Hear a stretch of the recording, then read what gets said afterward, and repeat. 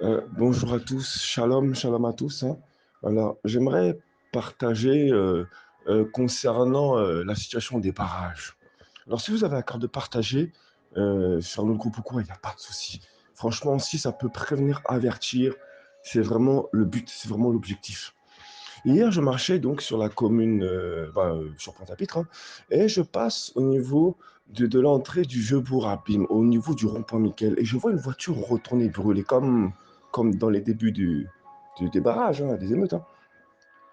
Et là, je me dis, mais Saint-Esprit, mais qu'est-ce que tu veux nous faire comprendre là? Parce qu'il y a forcément cet esprit, une interprétation, il y a forcément quelque chose que tu veux nous dire au travers de cette situation. Et là, je comprends, le Saint-Esprit m'a fait comprendre, béni soit Elohim, vraiment toute la gloire lui revient. Alors, comment dire? Le Seigneur suscite la colère du peuple parce que nous, chrétiens, nous devrions agir. Ça fait un moment déjà, ça fait déjà un bon moment. Et hem, comprenons bien que, la voiture en général, ça représente soit l'Église, soit la marche avec le Seigneur en général. Ça, faut le comprendre ça. Et le fait que les voitures soient brûlées et retournées, renversées, ça représente non seulement la marche chrétienne, mais également la condition actuelle des églises. C'est-à-dire que, euh, comment dire, euh, excusez-moi, mais le feu du Saint-Esprit, ça consume. Et lorsque un peuple ne veut pas se laisser euh, maîtrisé par le Saint-Esprit, et ben le Saint-Esprit le consume, il brûle, quoi, en fait, tout simplement. Voilà, il brûle, il meurt. Voilà, il ne meurt pas pour vivre, hein, il meurt. Voilà. Et le Saint-Esprit m'a fait comprendre que les voitures, donc, ça représente non seulement l'Église, mais regardez bien en plus, hein, depuis le Covid, toutes les églises qui ont fermé.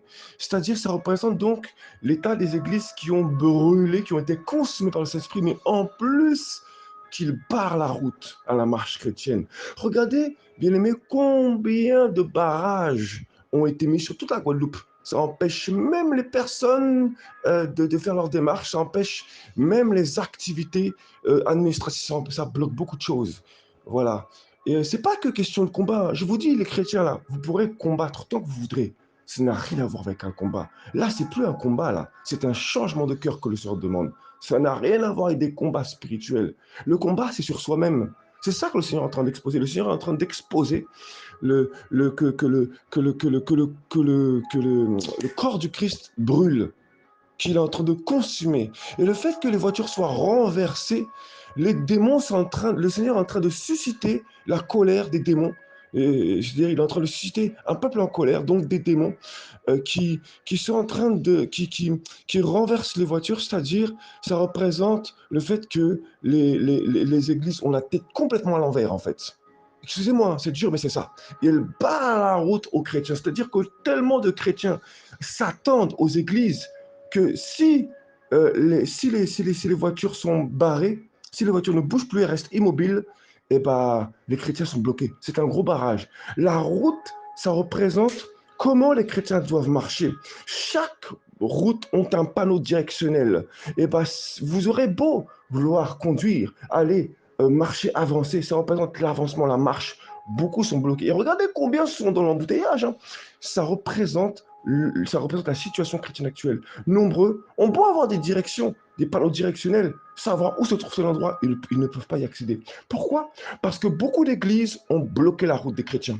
Beaucoup d'églises ont bloqué, et beaucoup même de chrétiens bloquent la route de d'autres chrétiens aussi.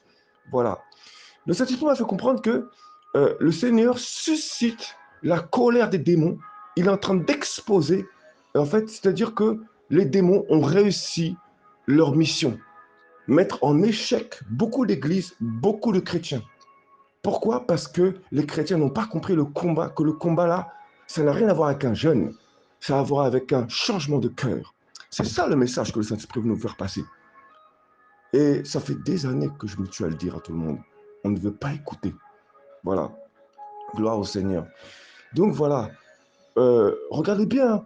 euh, on est en train de se plaindre des situations comment dire ça, ceux qui font le barrage.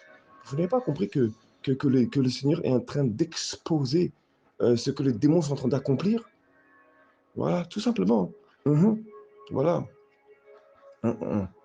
Et, euh, et voilà donc, comment dire, les voitures donc retournées, tout simplement, ça représente ces églises qui bloquent. Les chrétiens sont en train d'attendre, ils sont en train d'attendre que d'autres églises rouvrent. Ils sont bloqués, ils sont dans un embouteillage. Ils ne savent plus comment avancer, malgré les panneaux directionnels. Vous aurez beau conduire, hein. Si vous n'écoutez pas le Saint-Esprit, vous ne saurez jamais comment avancer. Et c'est ça, ça représente la situation des églises, la colère d'Élohim, la colère divine. C'est ça que le Seigneur est en train de nous exposer, hein, tout simplement. Voilà. Ça n'a rien à voir avec un combat de jeunes. C'est un combat du cœur. C'est le cœur de l'Église que le Seigneur est en train d'exposer. Le Seigneur est en train de consumer les œuvres. Il est en train d'exposer. Et les démons sont en train de s'éclater. Pourquoi? Parce que nous ne voyons rien. Nous sommes aveugles. En fait, nous refusons de voir. Parce que nous sommes convaincus qu'en jeûnant, nous sommes agréables au Seigneur, alors que c'est faux. C'est le changement de cœur. Déchire vos cœurs. C'est ça que le Seigneur demande. Tout simplement. Voilà. Shalom à tous. Que le Seigneur soit béni. Toute la gloire vient à Jésus-Christ au Mashiach. Et je vous dis, il y a un an de ça environ, j'ai vu, le Seigneur m'a montré un songe où je voyais un volcan éclater en Guadeloupe. Et je voyais un tremblement de terre. Et, et j'ai vu j'ai vu les communes se diviser. C'est-à-dire vraiment, les terres étaient divisées carrément. Les terres s'écartaient les unes des autres. Et j'ai vu quelqu'un avec qui à l'époque je faisais du rap, à l'époque où j'étais dans le monde et je faisais du rap, cet homme est assez corpulent et il traversait une barque pour partir de la Guadeloupe. Ça veut dire qu'il avait accompli sa mission. Voilà. Et le nom, enfin pas le nom, hein, mais le grade spirituel dans l'armée des démons de cet esprit était caporal. Voilà. Donc maintenant, vous savez comment prier, comment intercéder. Enfin, j'espère que vous allez comprendre comment intercéder. Voilà. Alors, si vous jeûnez, jeûnez pour changer vos cœurs. Ça n'a rien à voir avec un combat démoniaque. C'est le changement du cœur que le Seigneur demande. Voilà. Gloire au Seigneur. J'aimerais également partager un passage dans l'évangile de Lucas, donc Luc, chapitre 3. À partir du verset 9.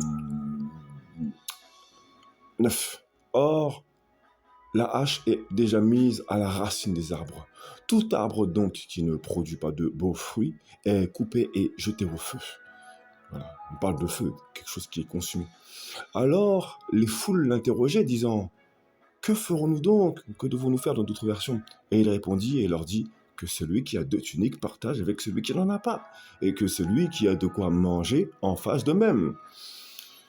Et on est vraiment de ce temps actuel où, mais que devons-nous faire? S'il se passe toutes ces choses, alors que devons-nous faire? Comment allons-nous faire? Que devons-nous faire? C'est tellement logique à la base, en fait. Lorsque vous avez quelque chose et que vous pouvez le partager, mais partagez-le. C'est ça l'évangile, en fait, de base. Voilà. Et pourtant, c'était des peuples qui allaient dans des synagogues, qui recevaient des enseignements. Ils n'étaient même pas capables de savoir quoi faire. Lorsque quelqu'un venait les avertir, mais que devons-nous faire? Excusez-moi, mais quand quelqu'un a faim, il paraît logique de lui donner à manger. Ça paraît logique. Si quelqu'un a faim et si quelqu'un a soif, de lui donner à boire, ça paraît logique. On arrivait dans un temps où on est devenu tellement... on veut tellement que le Seigneur nous donne des solutions qu'on n'a plus le temps de penser aux autres. Et c'est ça que le Seigneur nous demande. Le Seigneur se charge de nous. Et nous devons nous charger de ce qu'il nous demande de faire. C'est ça que le Seigneur nous demande. Changer nos cœurs. Voilà. Pensez à l'essentiel. Pensez que le Seigneur est venu pour changer nos cœurs. Sinon, on est venu à Yahushua en vain. C'est ça le message, en fait. Voilà. Donc, vraiment, vraiment, le message, c'est vraiment... je vous encourage, qu'on soit vraiment tous encouragés, parce que je fais aussi partie, qu'on soit vraiment tous encouragés à vraiment donner à celui qui n'a pas, à changer, quoi. Voilà, c'est vraiment le message. Gloire à Elohim, gloire à Yahushua, Jésus-Christ notre Seigneur et Sauveur, le seul qui amène à la vie, au salut, et le seul qui délivre les cœurs. Alléluia, et les pensées. Alléluia. Alléluia.